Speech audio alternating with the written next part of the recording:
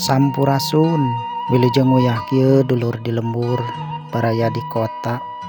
Abdi teh sudah sabilulungan masih nuju aya di pantai Karanghawu anu pantaina nan indah.